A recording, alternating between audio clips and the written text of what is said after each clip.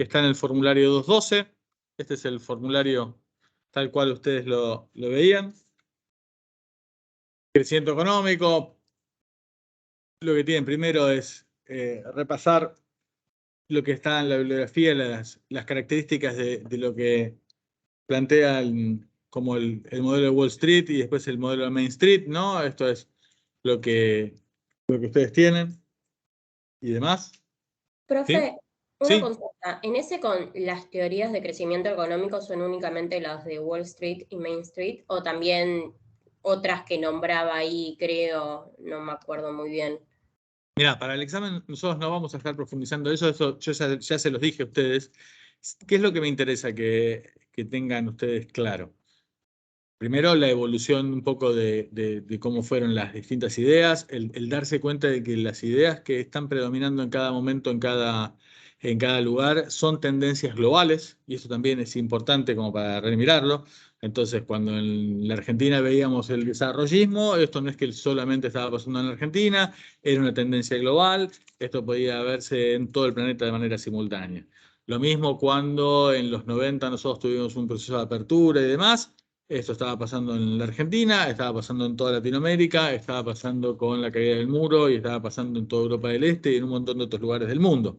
Entonces, estos momentos, estos procesos son globales y ustedes van a ir viviendo diferentes movimientos que van a ser globales. Entonces, esto es lo que primariamente también quiero que ustedes sean conscientes, ¿no? De la importancia de...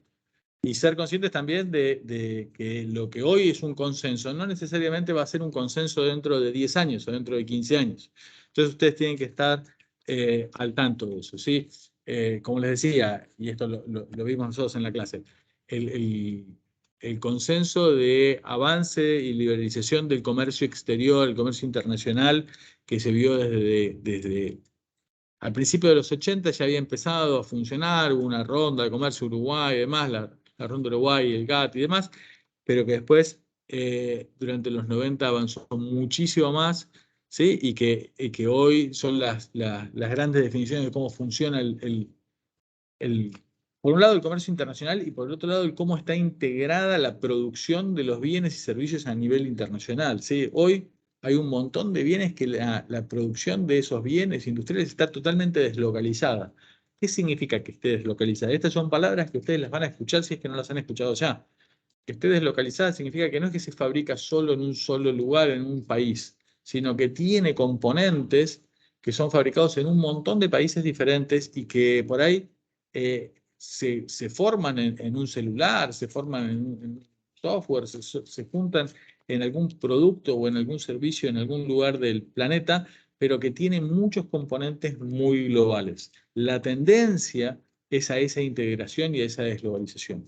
Esa muy fuerte tendencia a nivel internacional que fue durante los 90, fue después a principios de este siglo y demás, hoy está en un proceso de reversión y de desglobalización, ¿sí? Está empezando a pasar eso y se están reconfigurando algunas cosas. Con lo cual, no sería de extrañar que ustedes dentro de los próximos 10 años vean por ahí un proceso diferente. Entonces, esto es lo que a mí me interesa. Para el examen, con tener medianamente claro algunas de las características básicas de estos dos modelos, que son los últimos dos, ¿sí? Alcanza y recontrasobra, ¿sí? Pero tampoco es que vamos a estar profundizando demasiado, ¿sí? Son ciertas líneas generales, ¿sí? ¿Está claro? Estaba el tema de la importancia de baja inflación, estaba el tema de la apertura del comercio, el comercio internacional, el comercio justo, algunas características y demás, pero no es que les voy a tomar exhaustivamente todo. ¿Ok? Después lo que tenían era una función de producción, ¿no? Hallar la función de producción, ¿no? Por trabajador y demás.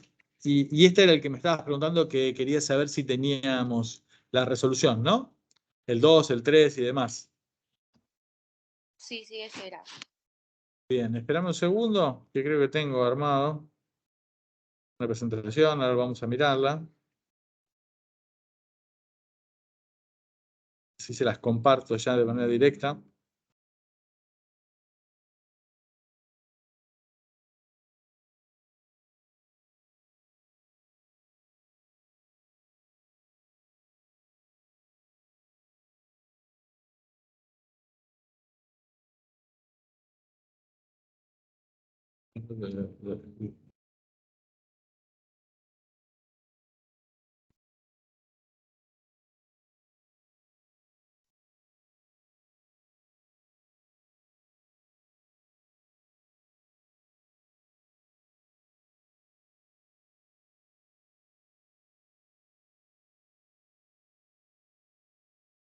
Pero ese lo puedo abrir, no lo-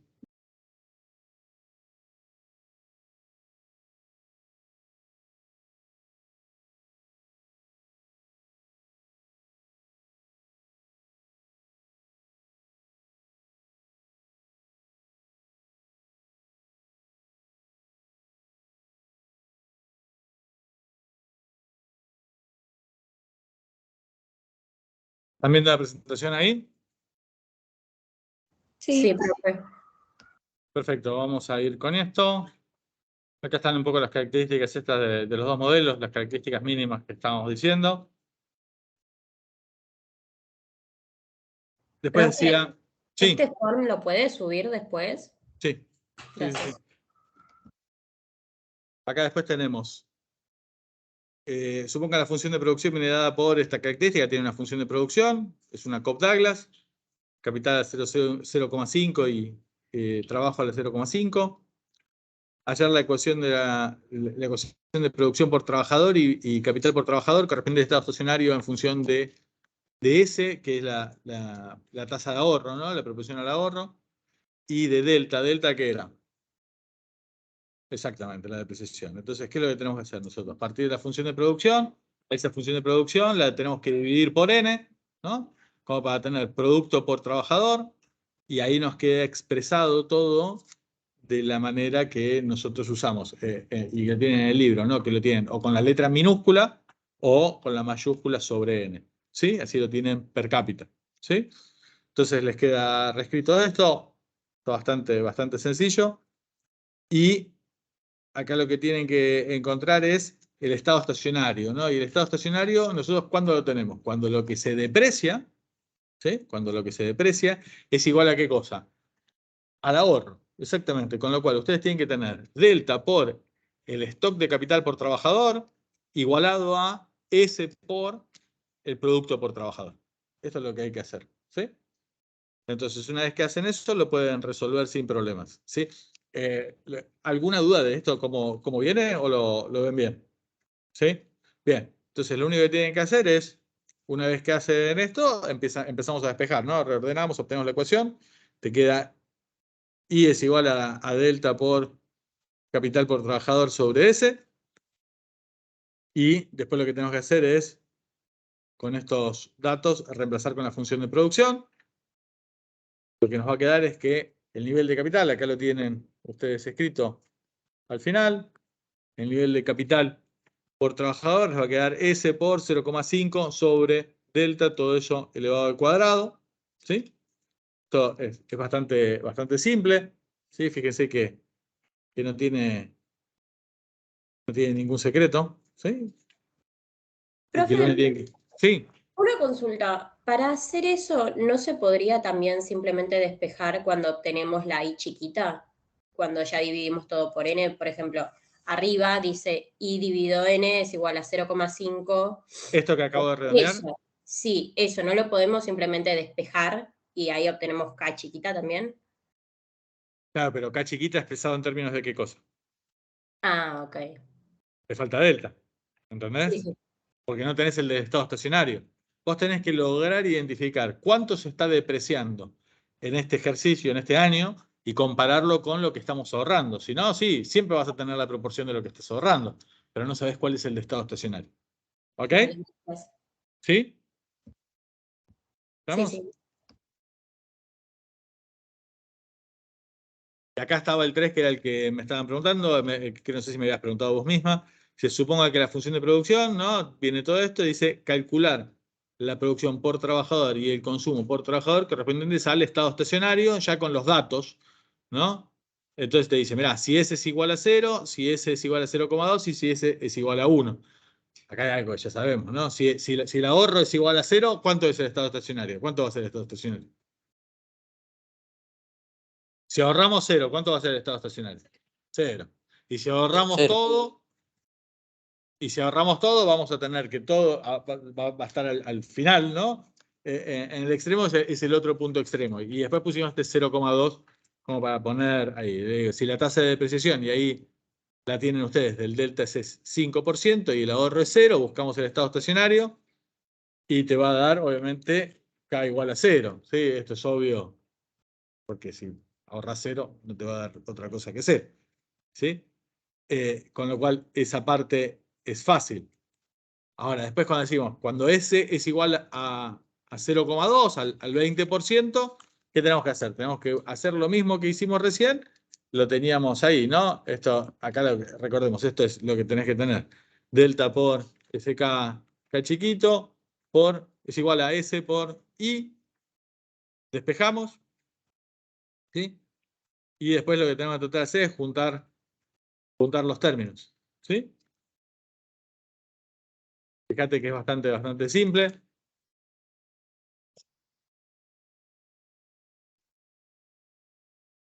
Fíjate que ahí lo que hice yo es este 0,5 que está acá, lo pasé dividiendo para allá. ¿Sí?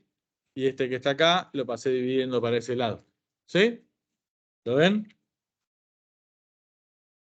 Una vez que tienen eso, ¿qué les queda? Les queda que 2 es igual acá a la 0,5. ¿Cómo te sacas el 0,5? 0,5 es lo mismo que decir a la 1 medio, ¿no? Entonces se le vas al cuadrado a la izquierda y a la derecha. 2 al cuadrado es 4. Entonces, cuando K chiquito, cuando el capital por trabajador es 4, nosotros tenemos equilibrio. ¿Ok? Siempre que tengas esa tasa de ahorro. ¿Sí? ¿Estamos? ¿Sí? ¿Alguna duda de esto?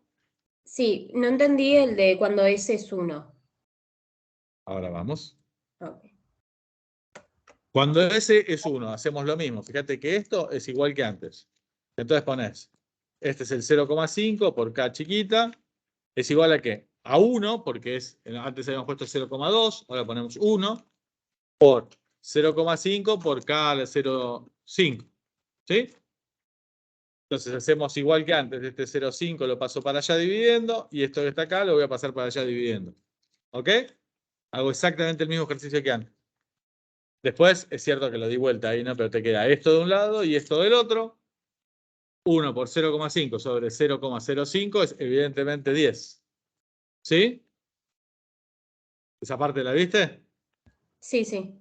Bien, y 10 es igual, y nos queda igual que antes. Acá a la 1 medio. Y entonces, ¿qué vamos a hacer? Vamos a elevar al cuadrado, a la izquierda y a la derecha, para sacarnos de encima el 0,5 del capital.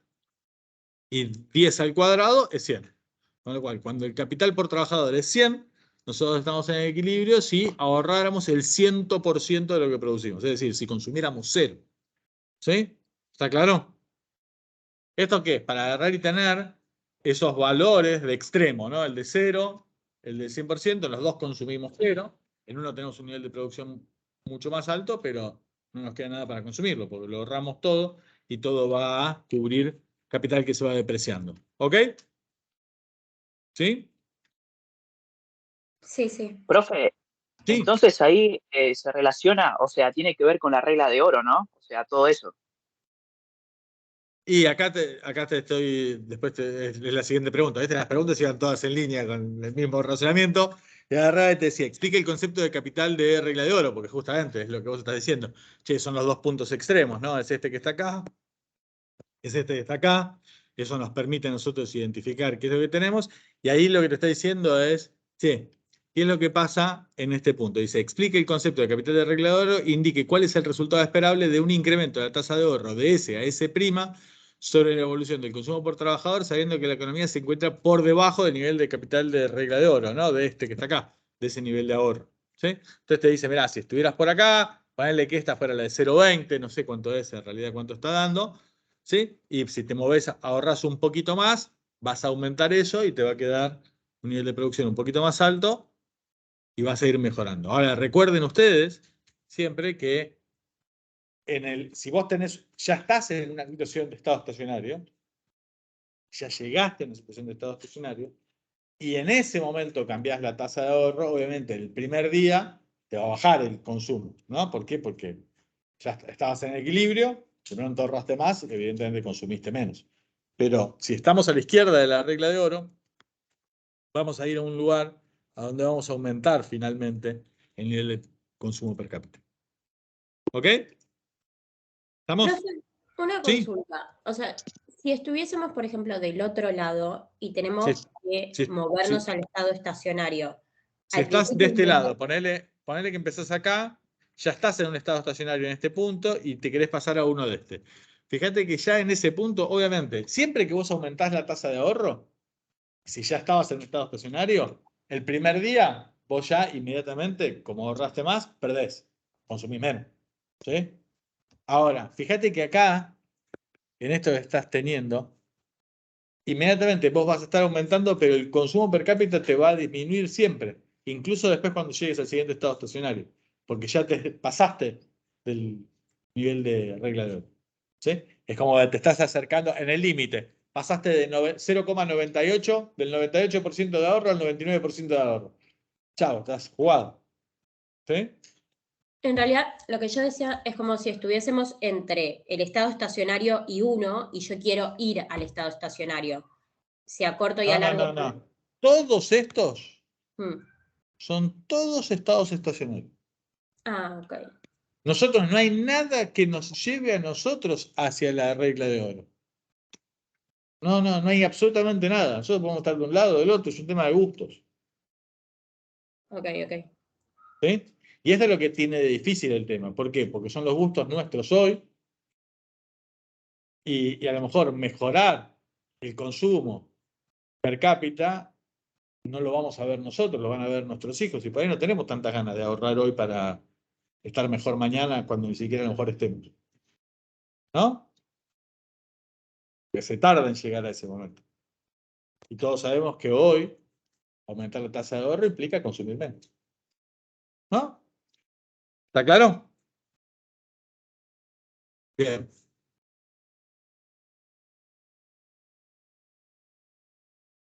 Después teníamos los de economía abierta. ¿Sí?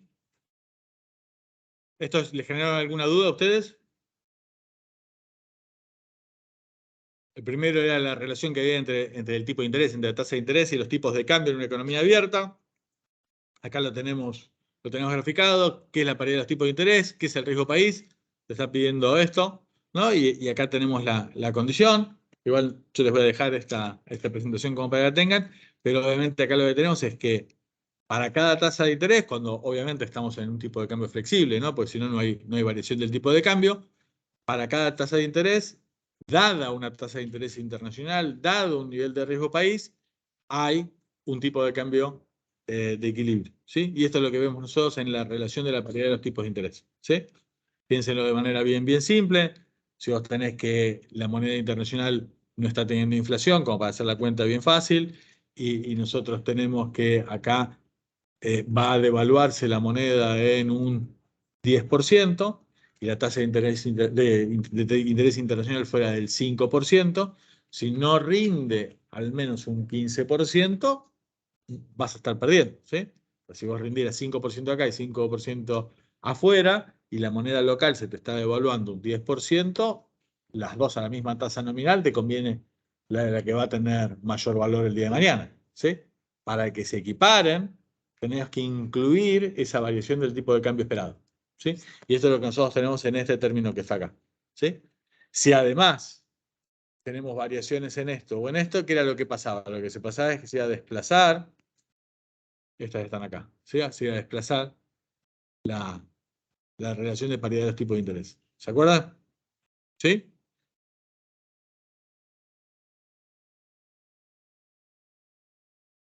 Concepto de tipo de cambio nominal, la diferencia entre depreciación nominal, devaluación, apreciación nominal y revaluación. Básicamente, a ver, de lo que se acuerdan, ¿cuál es la diferencia entre una depreciación nominal y una devaluación nominal? ¿Cuál es la diferencia entre depreciación y devaluación? La devaluación corresponde con el tipo de cambio fijo y la depreciación o apreciación es el valor libre producto de la flotación de la moneda. ¿Sí? Se aprecia o se deprecia es por la libre interacción de oferta y demanda, mientras que la revaluación o devaluación de la moneda es cuando hay una decisión de la autoridad monetaria típica de los tipos de cambio fijo. ¿Está? Lo cual es el Estado el que devalúa o revalúa su moneda. ¿Sí? ¿Está claro? Bien. Y después está la diferencia entre nominal y real, que era la que incluíamos no solamente la nominal, sino además la variación de los precios. ¿No? ¿Está claro? Y esto es lo que nosotros tenemos que mirar, la variación también de los precios, como para saber si, como está pasando, por ejemplo, en la Argentina en el último año, ¿no? La moneda se ha depreciado nominalmente, pero se ha apreciado en términos reales. ¿Por qué? Porque la variación de los precios ha sido mayor que la variación del tipo de cambio. ¿Ok?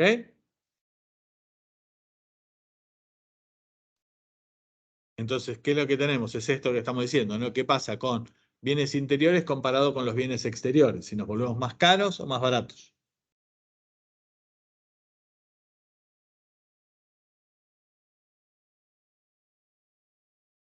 Acá nos acercamos a estas que nos estabas preguntando, decíamos, la 9 y la 10, y esto es lo que tiene que ver con la condición de Marshall-Lerner, que tiene que ver esto, ¿no? ¿Qué es lo que pasa? Y lo que vos tenés es, bueno, básicamente lo que ustedes tienen en el gráfico del libro, si quieren después lo buscamos, ahora lo buscamos en el libro, pero lo que vos tenés es, que dice, en una economía con equilibrio interno, ¿no? A partir de esto. Dice, se verifica la condición de Marshall-Lerner, hay dependencia del superávit que está teniendo el superávit comercial, y decís que quieren de alguna manera aumentar, acá dice, presupuesto de infraestructura para dar respaldo a las industrias exportadoras y demás. ¿Y qué es lo que está pasando? A ver, cuéntenme. ¿Qué se les ocurre? ¿Qué se les ocurrió a los que contestaron? Aumentar el gasto, ya sea que lo quieras mirar como gasto público o que lo quieras mirar como inversión, en cualquiera de los dos casos. ¿Qué pasa? ¿Cuál es la presión sobre el tipo de cambio? ¿Tiende a apreciarse o a depreciarse?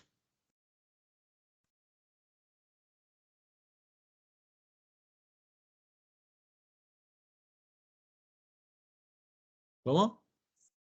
¿Por qué apreciarse?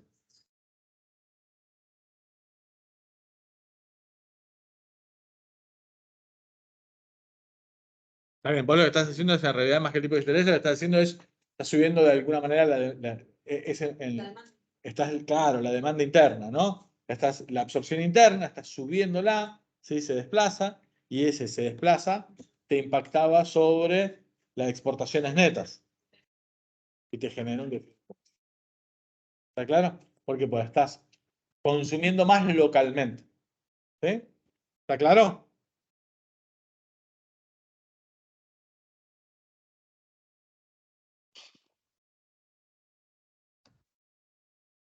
Bien.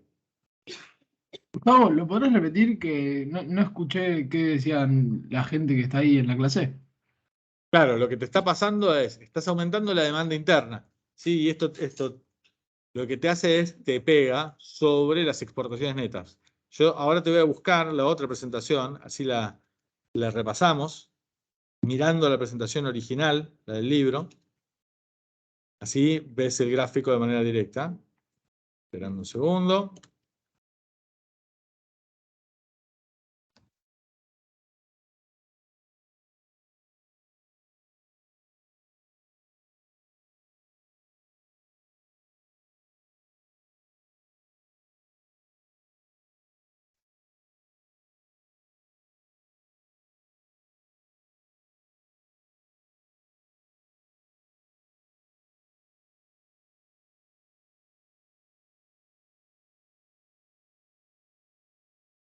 Profe, te hago una consulta. Acá estamos, si esperamos un segundito, ¿eh? Acá estamos mirando. Este es el capítulo 19. ¿Sí? Entonces, ¿qué es lo que vos tenés? Demanda de bienes interiores y exportaciones netas. ¿Sí? Todo lo que vos tenés, así te juega, ¿no? Esto es lo que vos tenés, la situación de equilibrio. Y acá te dice, che, ¿qué es lo que pasa si, por ejemplo, tenés un movimiento como este? ¿No? Este sería el equivalente que nosotros estamos teniendo, ¿no? Hay un aumento de la demanda interior por más gasto público o por más inversión definida por el sector público y demás, esto es lo que te está pasando, y este movimiento hace que vos te muevas hacia déficit comercial. ¿Sí? ¿Está claro? Y ese déficit comercial, ¿cómo se traduce? Depende de si estamos en tipo de cambio fijo o en tipo de cambio flexible, pero tenés inmediatamente un déficit comercial. Por lo pronto tenés un déficit comercial. Que tiene que ver también con lo que vimos al principio, ¿no? O sea, si vos querés gastar más adentro, y de algún lado tiene que salir ese ahorro, y será un ahorro externo, ¿sí? Usarás ese ahorro externo para agarrar y financiar esa inversión, ¿sí? Lo tendrás que importar. ¿Está claro? Entonces te Y cuando movés pide una medida alternativa, y lo de vos, digamos, si vos no querés generar esto, ¿qué podríamos hacer como para agarrar y mantener equilibrado? aumentar las Ah, exportaciones netas, ¿qué cosa? aumentar las exportaciones netas. Ah, bien, pero las exportaciones netas, yo no las, digamos, no lo puedo hacer de manera directa. Lo puedo hacer ¿cómo? No, lo puedo hacer a través de una devaluación, Okay. tranquilamente. ¿Sí? ¿Entienden? Para justamente equilibrar esta situación. ¿Sí? Este es el punto. Si no, vos vas a tener un déficit. Y ese déficit lo vas a tener que bancar. Si vos no querés que la moneda se deprecie, si es que está en tipo de cambio flexible, tendrás que hacer algo y tendrás que salir a defender el tipo de cambio. ¿Sí? Porque durante un tiempo por ahí te consigue financiamiento, pero eso después, ese déficit se tiene que cubrir de alguna manera. A mediano plazo se tiene que normalizar. ¿Sí? ¿Está claro? Con lo cual, si no, lo que vas a tener es impacto en reservas si vos salís a intervenir. Si intervenís vos en el con el Banco Central, vas a tener un impacto en las reservas del Banco Central. ¿Sí? ¿Es en el tipo de cambio fijo en donde la moneda no se debería depreciar y aplicó esto? Vos en el tipo de cambio fijo, vos no te queda otra que hacer eso. O abandonás el tipo de cambio fijo o lo defendés. ¿Está claro? En el tipo de cambio fijo no tenés más remedio que hacerlo. En el tipo de cambio flexible, vos podés a veces dejar que se deprecie o a veces intervenís en el mercado. ¿Sí? Y podés intervenir en el mercado de diversas maneras en tipo de cambio flexible. ¿Sí? Una manera es directamente comprando y vendiendo dólares en el mercado, ¿sí? U otra forma es con la tasa de interés, ¿no? Haciendo política monetaria. Y si vos agarrabas y subías la tasa de interés, ¿qué pasaba con tu moneda? ¿Se apreciaba o se depreciaba? Se aprecia. ¿Ya? Entonces, ahí vos tenés, ¿qué tenés que subir la tasa o bajar la tasa? Para que se deprecie. Bajar la tasa. ¿Está? Entonces vos podés hacer política monetaria y dejar que la moneda solita equilibre, que se deprecie. ¿Para qué? Para equilibrar ese impacto que vos estás teniendo en la balanza comercial. ¿Ok? ¿Se entendió? Sí, sí. Bien. Pero básicamente lo que tienen acá es este gráfico, es moverse de este lado. ¿Ok? Esto es lo que están teniendo.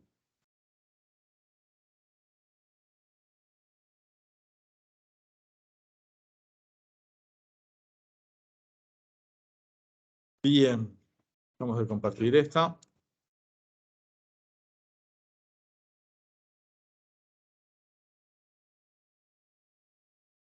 Esta. Profe, Sí. una pregunta, ¿la nota de los parciales anteriores para cuándo estaría? Bueno, decime. Ah, se me trabó, creo. No, te preguntaba si la nota de los parciales anteriores para cuándo estaría. Las notas las tengo acá. Ah, ok, perfecto. Estamos apurados por las notas. Pensé que era mejor ver las cosas del examen del miércoles. Pero claramente tengo las notas, sí, Profe, yo obvio. tengo Sí. Profe, también va a entrar lo que sería la teoría del efecto tequila y cómo afectó a la Argentina y el tema de la caja de conversión, de la convertibilidad de los años 90. Mirá, lo que les va a entrar en ese caso es agarrar y ver, ¿no? Con un tipo de cambio fijo, qué es lo que pasa si, por ejemplo, te sube la tasa de interés internacional. ¿Sí? Eso te puede llegar a impactar. ¿Sí? O qué es lo que pasa si aumenta el riesgo país porque aumentan las expectativas de devaluación de tu país. ¿Sí? Lo que pasó fue, en realidad, la suma de las dos, ¿no? Ustedes lo vieron y estaba, cuando vimos el efecto tequila, estaba en el resumen de las cosas que nosotros estuvimos viendo, más también en el artículo que les dejé de Andrés Borenstein y demás, estaba ya todo el detalle. Pero básicamente es lo que empezó con una suba de tasas, que la suba de tasas en términos de puntos porcentuales había sido mucho menor, pero lo que se genera, y esto es lo más importante, es se genera un cambio en el flujo de fondos hacia o desde los mercados emergentes. ¿Sí? Entonces, la suba de tasa de interés en Estados Unidos lo que hace es que los capitales vuelven a Estados Unidos. Se conoce un flight to quality, van los fondos hacia ahí, y esto tiene un impacto a nivel global en todas las economías. En todas las economías. Se revalúa el dólar, se fortalece el dólar y va todo para ese lado. Esto es así en general. Y obviamente, esto es lo que se conoce como una suspensión del flujo de fondos que está financiando por ahí durante un tiempo un déficit producto de un aumento en las inversiones y demás, y se genera un sudden stop en ese flujo de fondos que genera una crisis. Esa crisis que vimos nosotros para lo que era el efecto tequila en México, durante el resto de los años 90, se va a ir sucediendo en diferentes economías del sudeste asiático, en Rusia, después finalmente en Brasil, y toda esa sucesión de crisis va a ir debilitando el perfil de Argentina y después finalmente llega a principios de este siglo a impactar de manera directa a Argentina y Turquía, y hay un cambio en la actitud que había estado teniendo Estados Unidos hasta ese momento, producto de algo que ya lo vamos a ver más adelante, porque vamos a verlo cuando miremos el tema de la crisis de 2001 y demás, y que tiene que ver con algo que se denomina moral hazard, riesgo moral. A lo mejor ustedes lo vieron en microeconomía, ¿no? Cuando están trabajando después en asimetría de información y demás, y es evitar ciertos comportamientos oportunistas. En ese momento se decidió dejar de ayudar de manera excesivamente generosa a los países que entraron en este tipo de crisis con fondos de Estados Unidos, el Fondo Monetario y demás, entre comillas, para no utilizar los fondos de los plomeros estadounidenses para rescatar a países que no habían estado siendo prudentes, y esto llevó a una situación de crisis muy, muy fuerte. Ahí me estabas preguntando, Nahuel. Si vos ves tipo de cambio fijo, Sí. cuando se aumenta la tasa de interés internacional, la moneda local se devalúa, pero yo como no quiero poner un tipo de cambio fijo, también aumento mi tasa de interés local y también tengo que hablar de confiabilidad. Ahí vamos por partes. Vos lo que tenés es, sube la tasa de interés internacional y vos, ya sea con tipo de cambio fijo o con tipo de cambio flexible, tenés presión a que vayan capitales desde todos los países, desde todas las economías, hacia Estados Unidos. ¿Qué es lo que pasa? Lo que pasa es, si vos estás con tipo de cambio flexible, dejás que eso pase, ¿sí? Porque va a ajustar más por precio de la moneda, ¿sí? Ahora, si vos estás en tipo de cambio fijo, vos no vas a permitir eso. Y para no permitir eso, lo que vos tenés que hacer es tener que subir fuertemente la tasa. Esto es lo que estaba puesto, ¿se acuerdan? En el resumen, diciendo, mirá, cuando están este tipo de situaciones es o subir fuertemente la tasa y tratás de resistir, o cedés y devaluás.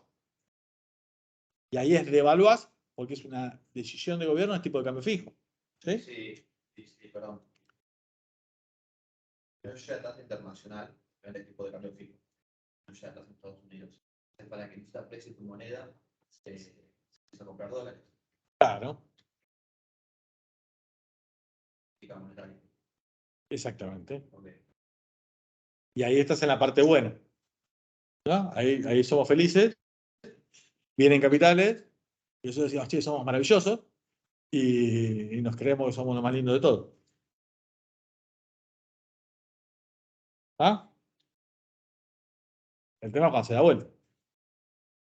Bueno, un poco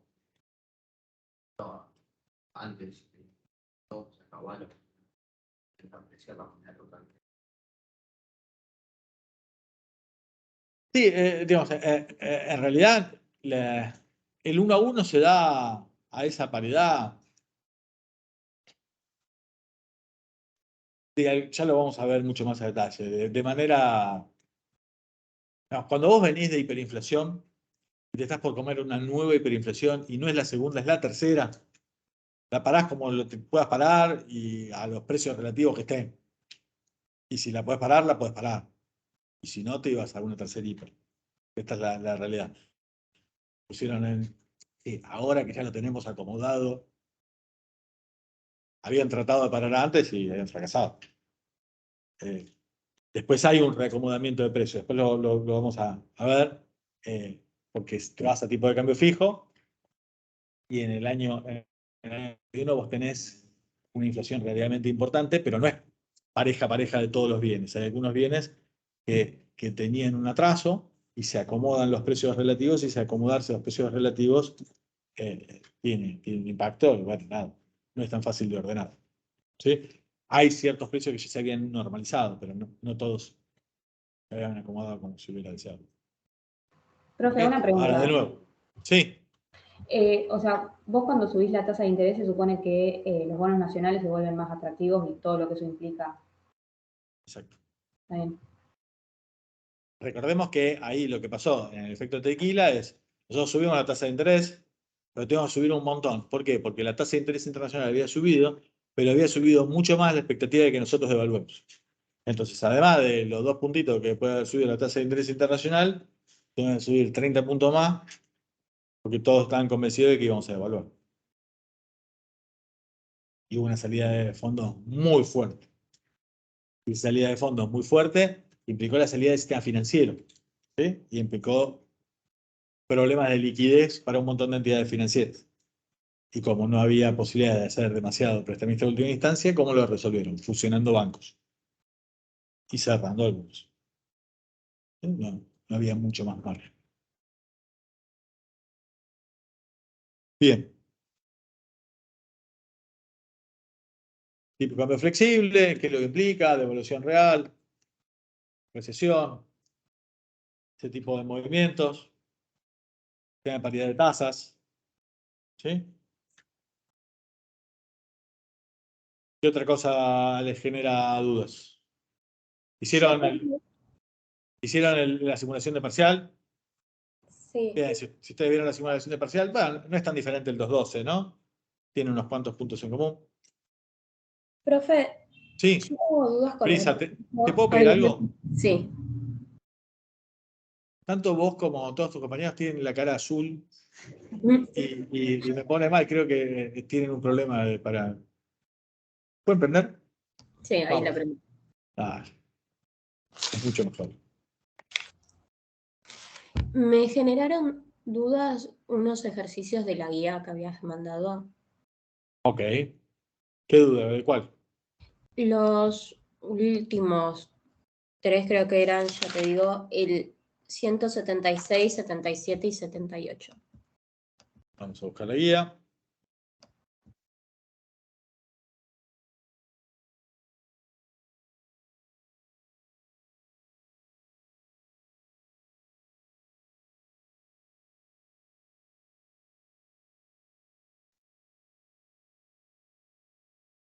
Bien, 176. Esperen un segundo, vamos a compartir porque no les estoy compartiendo a ustedes. Los que están acá lo estaban viendo, ya lo estaba poniendo, pero ustedes no.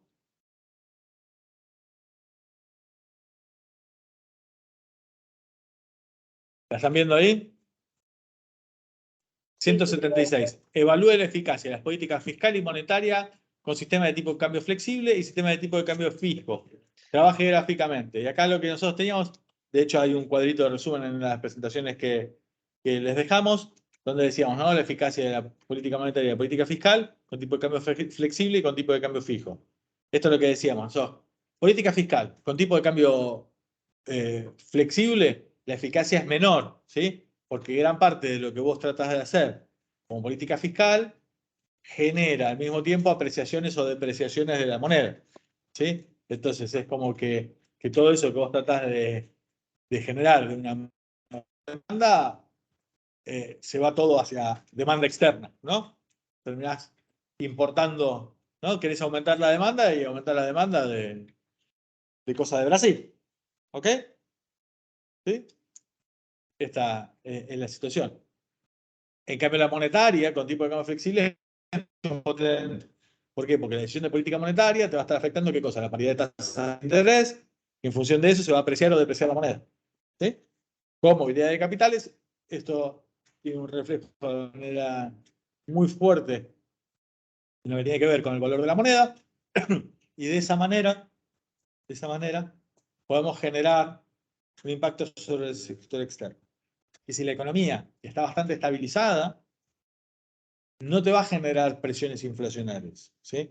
Ahora, si nosotros estamos en la Argentina, obviamente saltos de tipo de cambio te van a generar fuerte presión en la inflación, ¿sí? Pero en otro tipo de situaciones no hay mayores inconvenientes, en economías mucho más estables no hay mayores inconvenientes y las monedas pueden fluctuar sin generar fuertes presiones inflacionarias de manera local, ¿sí? Con lo cual se vuelve muy interesante el tipo de política monetaria y su impacto sobre el equilibrio. Sí, Nahuel. Política fiscal no es lo mismo que política monetaria. Política fiscal es. ¿Qué es política fiscal? Política fiscal es aumento el gasto público, achico el gasto público. Aumento los impuestos, disminuyo el. Aumento el gasto es que hay déficit fiscal. Aumento el gasto. Eso es, cuando yo aumento el gasto, obviamente pasa lo que dijimos recién, por la condición de Mayer-Lerner, lo que está pasando es eso va a presionar sobre el comercio exterior generando un déficit comercial. Con tipo de cambio flexible te va a generar eso. Y vas a tener entonces ¿qué cosa? Presiona ¿qué cosa? A la apreciación de la moneda. Por eso es que la política fiscal es menos efectiva con tipo de cambio flexible. Ahora, con tipo de cambio fijo, ¿qué es lo que pasa? La política fiscal, esa presión a la apreciación de la moneda, nosotros después no dejamos que la moneda se aprecie. Entonces, ¿qué hacemos? Cuando entran dólares, compramos todos esos dólares e inyectamos los precios. Hacemos una política monetaria acomodaticia y reforzamos el efecto de la política fiscal y se vuelve mucho más eficaz. Mucho más eficaz es que tiene mucho más impacto en entidades en el corto plazo. Entonces, la política fiscal expansiva va a hacer una expansión de la economía más fuerte. Pero cuando te va a hacer un ajuste, va a tener mayor impacto. Y eso implica que vas a tener más variación en la producción respecto a la producción de pleno empleo y por ende más impacto sobre qué cosa, sobre el nivel de desempleo. ¿Está? Por eso es que a veces, muchas veces los economistas lo van a escuchar hablar diciendo, mirá, en lugar de ajustar por precios, estamos ajustando por cantidades. ¿Qué es lo que están diciendo? En lugar de ajustar por poder de compra de una moneda respecto de otra, vamos a estar ajustando con mayor o menor producción de bienes y por ende mayor o menor nivel de desempleo. ¿Ok? Movemos cantidades de producción. Mientras que en el otro lado estás hablando de precio. ¿Sí? Poder de compra de esa. ¿Ok? Y ahí vemos justamente esto, ¿no? La diferencia entre política fiscal y monetaria con tipo de cambio flexible y con tipo de cambio fijo. Tipo de cambio fijo. ¿Tiene sentido hacer política monetaria? No, porque todo lo que yo trato de hacer va a generar inmediatamente flujo de capitales o ingresos de capitales que me van a obligar a mí a intervenir en el mercado para sostener el tipo de cambio, neutralizando todo eso que hice. Con lo cual, yo quiero hacer una política monetaria expansiva y lo único que hago es financiar una fuga de depósitos, una fuga de fondos de Argentina. Y después inmediatamente tengo que salir a intervenir en el mercado para compensar. ¿Ok? Y acá lo que tenemos es, elige los ítems correctos, un rumor de devaluación genera. Y acá tenemos las diferentes cosas. ¿No? ¿Qué es lo que genera? Un rumor de devaluación implica que ¿qué tipo de cambio tenemos? ¿Fijo o flexible? Fijo. ¿Flexible? ¿Bien? No. Fijo. Cuando está flexible, la moneda se aprecia o se deprecia sin que haya rumores. Es movimiento directo de mercado. Cuando estamos hablando de devaluación, estamos hablando de tipo de cambio fijo. ¿Ok? ¿Y qué es lo que genera? ¿Genera un déficit de la balanza de pagos? ¿Sí o no? Sí, ¿por qué dice? ¿Por qué? Nahuel dice que sí con la cabeza. ¿Por qué? De nuevo, piensen en el tequila y si no saben, piensen en el tequila. Che, ¿qué pasó? Y creían que íbamos a devaluar la moneda. Entonces, ¿qué hacían? Y agarraban y con los pesos que tenían se compraban los dólares antes de que devalúe. ¿No? Comprar que está barato. Mañana va a estar más caro. Entonces, ¿qué hacemos? Compramos los dólares hoy. ¿Y qué hacemos? Los sacamos, que no vaya a ser cosa de que me los quieran manotear. ¿No? ¿Y eso qué genera? Genera un déficit en la balanza de pago. ¿Sí o no? ¿Está claro? ¿Genera una apreciación o depreciación? No. Pero genera presión sobre las reservas y sobre el tipo de cambio. ¿Genera un desequilibrio entre la tasa de interés y la tasa de interés internacional? ¿Sí o no? Sí. Porque se rompe la paridad de tasas. ¿Por qué? Porque la paridad de tasas implica el equilibrio entre tasa de interés local, la tasa de interés internacional, más la expectativa de devaluación, más el riesgo. ¿Ok? Y acá estás tocando uno de esos elementos, ¿cuál? La expectativa de devaluación. Con lo cual, si antes estabas en equilibrio, ahora no estás en equilibrio. Con lo cual, tenés que subir la tasa de interés local. ¿Ok? ¿Qué más? La transferencia de capitales de activos financieros locales a activos financieros externos. ¿Esto es verdad o no? Sí, vos decías, ¿por qué decís que sí? De nuevo, si no lo tienen claro, agarren y vayan al ejemplo. De nuevo, compras dólares. Compras dólares. ¿Por qué? De nuevo, porque hoy lo compras a el precio este. Y mañana lo vas a comprar más caro. Entonces, ¿qué haces? ¿Lo compras hoy? ¿No? Imagínate. Che, escúchame, estuve ayer cenando Sergio Massa y ¿sabes qué? Me dijo que la semana que viene van a agarrar y devaluar. ¿Qué haces? ¿Compras hoy? ¿Qué haces? Y te compras activos externos. ¿Activos dólares o activos financieros? ¿Y qué haces? Comprar. Vas a comprar acciones de alguna empresa internacional. Si lo compras así ya. O bono del Tesoro de Estados Unidos. Chao, lo pongo en activos externos. Formación de activos externos. ¿Eh? Fuga. La forma más simple de ver eso es: compro billetes, lo saco y me lo pongo en el colchón. Esto es lo mismo. Formación de activos externos. ¿Ok? Salida de divisas por incremento del déficit comercial de la cuenta corriente. ¿Esto también sí o no? ¿Qué creen? Que sí, ¿Por qué? por lo mismo que dijiste antes, se compran los dólares y se los llevan, entonces hay salida de divisas. Pero acá dice déficit comercial de la cuenta corriente. Por déficit comercial. ¿Ustedes qué creen? Vamos a ver. Si vos sos una persona que importa. ¿Qué importa? Hoy, con menos pesos, compras dólares. Y mañana sabés que vas a tener que gastar mucho más pesos para comprar los dólares con los cuales querés importar los peluches que vendés en tu negocio. Tenés unos peluches de Pokémon que los vendés. ¿Y qué vas a hacer? ¿Vas a tratar de adelantar la importación, sí o no? Porque hoy te sale menos peso. Entonces, ¿qué haces? Tratás de anticipar todo lo que puedas las importaciones, ¿sí o no? Bien. Che, si vos tenés que liquidar una exportación, ¿qué haces? ¿La liquidás hoy o esperás a que la semana que viene esté más caro el tipo de cambio? Pero la semana que viene.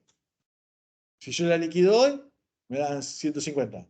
Y si la liquido la semana que viene, me dan 250. Espero la semana que viene. Entonces, ¿qué pasa? Adelanto todo lo que puedo las impo, pateo todo lo que puedo las expo. ¿Ok?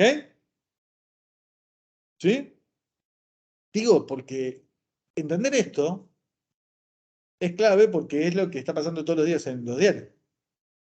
Che, no hay dólares. Esto, insisto, dicen, che, sale lo de noticias, no hay dólares. Mentira que no hay dólares, está lleno de dólares. Lo que pasa es que lo tiene la gente afuera. Agentes son ustedes también. ¿Sí? ¿Y qué es lo que está pasando? Hay un montón de importadores que están diciendo, che, quiero comprar, quiero comprar, quiero comprar.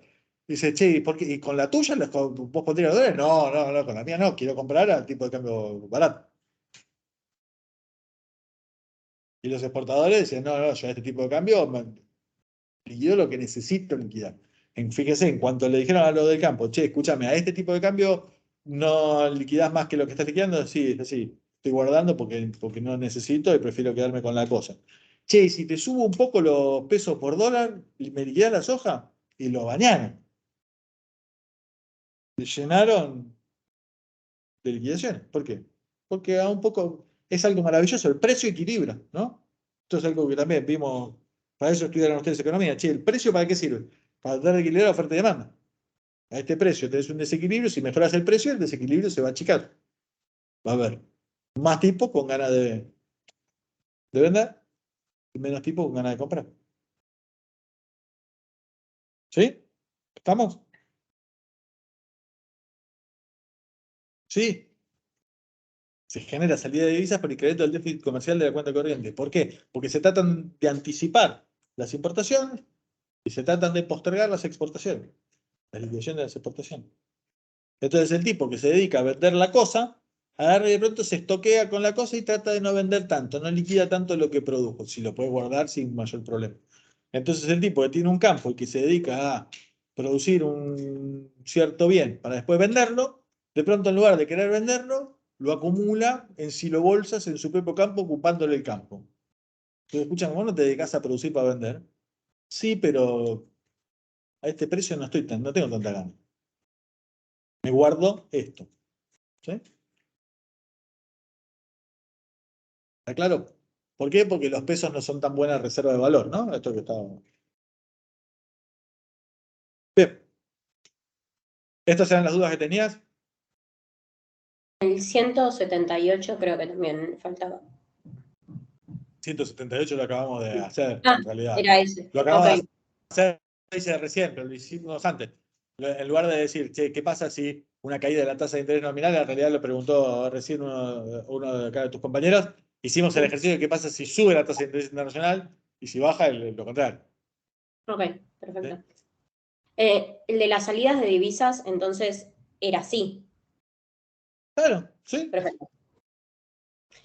De nuevo, y aparte de esto es lo bueno, la parte buena de vivir en la Argentina es que tenés un montón de ejemplos que los tienen vívidos. Si le prestan un rato de atención, es como que a ver, che, ¿y esto cómo será? Entonces verás y decís, che, ¿y qué pasa cuando pasa esto? Y pasa esto. Entonces sí. ¿Ah? ¿Está claro? Bien. Y tenía una última duda. Perdón. Sí. Había una vez hicimos un formulario que era el de economías abiertas en cuentas nacionales, creo que lo hicimos justo la semana que no viniste. El 6, Sí. que era el último, era justo un ejercicio muy parecido al parcial, que a mí no me había salido, y tampoco supe cómo hacerlo en este. Quería saber si ese lo podíamos hacer, que era el último que quedó. Ningún problema. Vamos a buscar acá un segundo. A formularios. Formularios.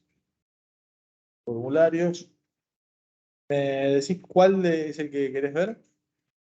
Hay un montón, la verdad que tenemos un montón de tipos de... Es el formulario de economías abiertas, cuentas nacionales, y es el último punto de todos, es el punto 6. Economía abierta, cuentas nacionales. Divino. Acá estamos. Vista previa. Ya te comparto.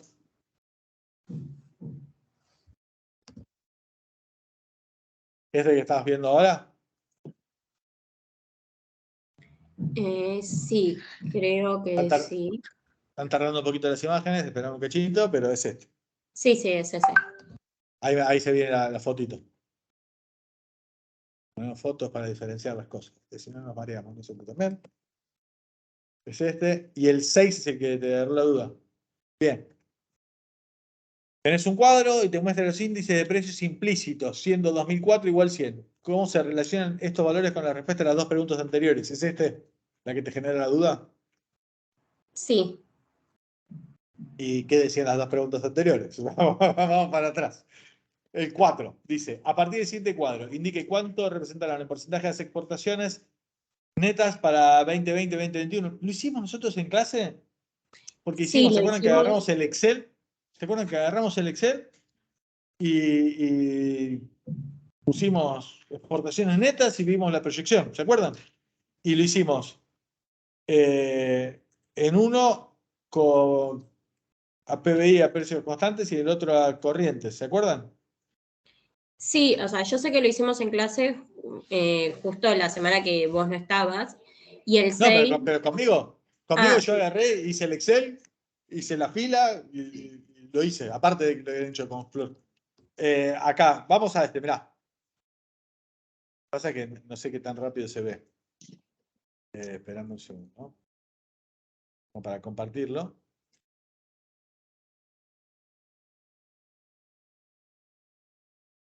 Acá vamos a tener esto. En el 4 te dice oferta y demanda global, porcentaje del PBI a precios corrientes. Sí, a precios corrientes. Y acá lo que te muestra es este cuadrito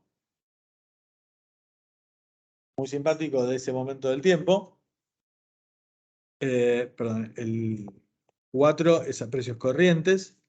Y tenés, fíjate que tenés las importaciones es 15% del PBI, las IMPO, y las Expo es 18%, ¿sí? Es como que tenés más exportaciones que importaciones, ¿sí? A precios corrientes, es decir, que las exportaciones netas, ¿cómo son? Positivas. ¿Está claro? Las exportaciones netas son positivas, ¿sí? Y cuando me voy al siguiente, el 5, tengo que las importaciones son 24 y las exportaciones son 21. ¿Cómo son las exportaciones netas? Negativas. Positivo. Claro. Ahora, no pueden ser positivas o negativas al mismo tiempo. O son positivas o son negativas. Y acá esto es lo que también hablaba con ustedes. El corriente es la realidad. La realidad es el corriente. ¿Para qué es el constante? Es para y diferenciar efecto precio de efecto cantidades. ¿Sí? Es para eso. Para entender eso. ¿Sí? Ahora, al final del día, lo que manda es la caja. Sí, escúchame, vos metiste tanta plata, sacaste tanta plata, ¿qué hubo? ¿Más exportaciones o importaciones? Y hubo más exportaciones. ¿Sí? Ahora, cuando lo miro, el 5 me da que tendría que haber habido más importaciones. ¿Y eso qué significa? Evidentemente que algo ha estado pasando con los precios. ¿Sí? Algo ha estado pasando con los precios. Y cuando lo miro esto, está comparando contra qué cosa. Como está a precios constantes de 2004, es la evolución de los precios respecto de 2004. Entonces vos estás viendo que los precios de las importaciones en términos relativos, se han vuelto mucho más baratas las importaciones respecto de las exportaciones. Por eso, con las exportaciones que estamos teniendo, nos alcanza para importar todo eso y un poco más. ¿Está? Lo que nos tendría que haber dado a los precios de 2004, nos tendría que haber dado déficit. Como tuvimos una ventaja tan importante de nuestros precios, nos alcanzó para pagar todo eso y un poco más. Por eso tuvimos superávit. ¿Está claro? ¿Por qué? Evidentemente porque los precios de las Expo contra los precios de las Impo son mucho mejores. Mejoraron los términos de intercambio. ¿Ok? ¿Está claro? Esto que estoy diciendo de manera conceptual es lo que te está preguntando acá. Te dice, che, escúchame. En el cuadro 6 te estoy poniendo el índice de precios implícitos. Y entonces miramos. Y te dice, si 2004 es igual a 100, ¿qué pasó hasta 2021? Y mirá, los precios de las importaciones, en lugar de ser 100, son 4.240. ¿Sí? Claramente tuvimos un poco de inflación, ¿no? Nuestra moneda se depreció un poco. ¿Sí? Lo que eran 100, ahora son 4.200. De las Impo. Che, de las Expo, y de las Expo, lo que eran 100, ahora son 5.900. Fíjense que los precios de las exportaciones son mucho mejores que los precios de las importaciones. ¿Entendés? ¿Y eso qué significa? Lo que te está mostrando es que como los precios de lo que nosotros vendemos, en términos de lo que nosotros compramos, mejoraron tanto, nos alcanza para pagar todo y un poco más. ¿Entendés?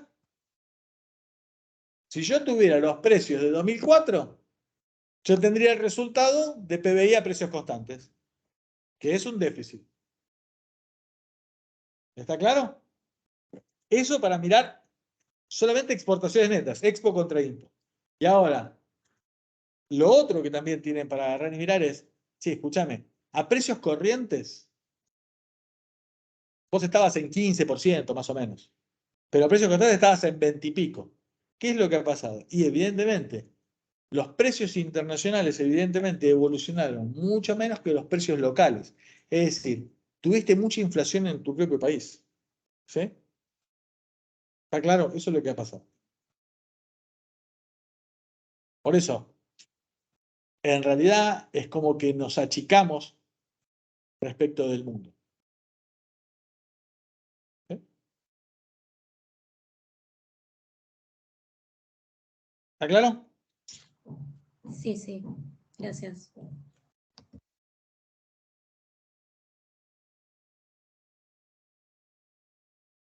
Bien.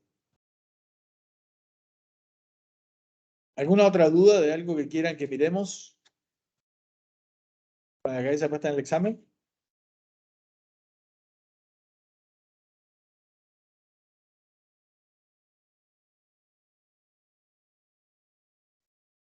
Por suerte, Brisa me mantuvo la cámara hasta recién, hasta que la quemé.